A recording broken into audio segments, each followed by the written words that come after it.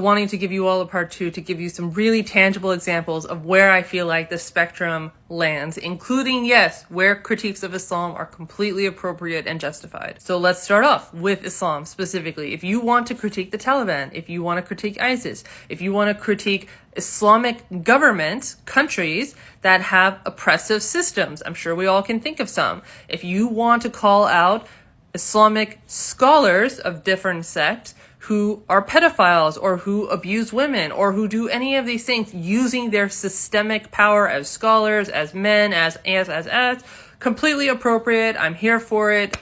Agreed. And also something I might not personally agree is that there are some folks who grew up in Islamic environments that were treated incredibly horribly and have religious trauma because of how their family treated them as children and maybe as adults as well. And they have left the religion and they actively, publicly speak out against the religion of Islam because of what they went through. Where that goes too far is when they say because of their experiences and some cherry-picked statistics, that means that the religion of Islam as a whole is just completely barbaric and uncivilized and should just be done away with. Also, let's use the example of Judaism. Anyone, as a Muslim for sure, I identify with this, who critiques the state of Israel for the colonialist apartheid state that it is, completely appropriate and justified. However, we are never, ever, ever going to make space for people, myself, Muslims included, very much so. It is not appropriate for anyone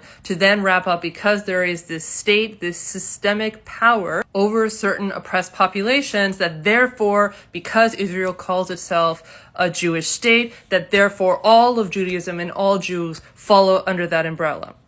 No, completely wrong and inappropriate, and we would call that being anti-Semitic. And as it should be. The government in India, which identifies, to my understanding, as very Hindu-driven, has a very problematic history and current day of oppressing the Muslims in India. However, I would never say, and it would be completely wrong and inappropriate for anyone to say that the religion of Hinduism is therefore all completely bad and inherently evil because this government state then oppresses another group. The key here is always to critique systems of oppression and superiority and inferiority and never groups inherently being evil.